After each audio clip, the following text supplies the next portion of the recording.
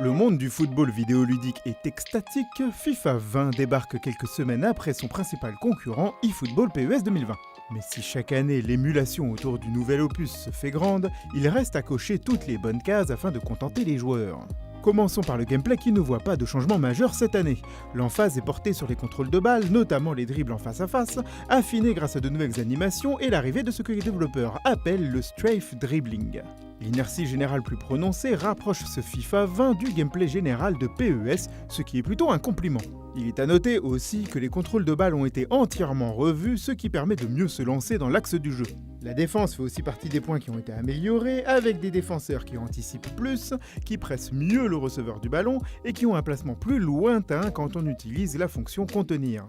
Le gameplay reste donc agréable et plutôt intuitif, vu que ces améliorations s'inscrivent dans la continuité générale de la série, qui commence sérieusement à dater d'ailleurs, avec des passes qui fusent toujours beaucoup et un jeu qui passe encore trop rapidement d'une surface à l'autre. La construction n'est toujours pas assez mise en avant à notre goût, mais ce côté plaisir instantané, ça a toujours été une des forces des FIFA.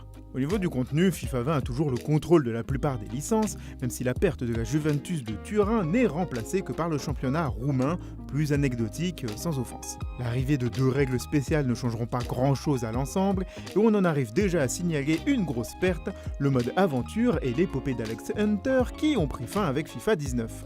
Toutefois, allons de l'avant et attaquons-nous au plus gros ajout de FIFA 20, le mode Volta, qui met en avant le football de rue. Il s'agit d'un mode scénarisé, comme l'était le mode aventure, qui voit notre avatar passer de quelques passements de jambes au bas de son quartier à de vraies compétitions street à travers le monde. On retrouve un gameplay accessible qui reste très proche du 11v11 classique, tout en étant permissif sur les timings de dribble.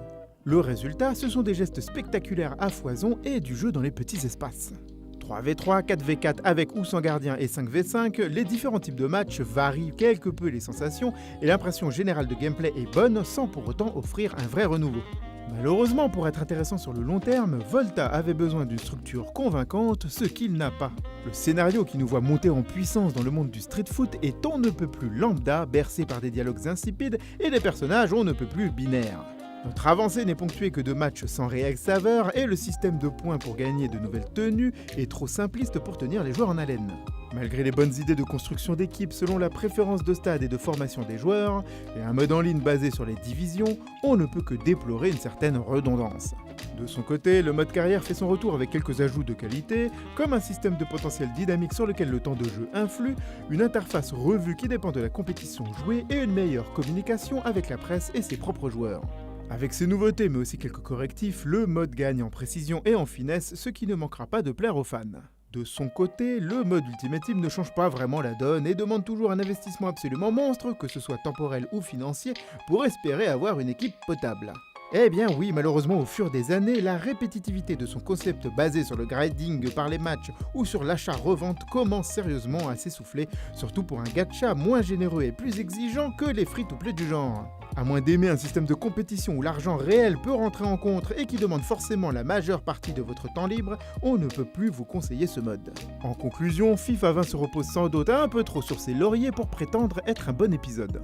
Malgré quelques correctifs, la disparition du mode aventure pour le mode Volta ne semble pas être un plus, et on constate une certaine stagnation de l'ensemble que les améliorations de gameplay ne parviennent pas à faire oublier.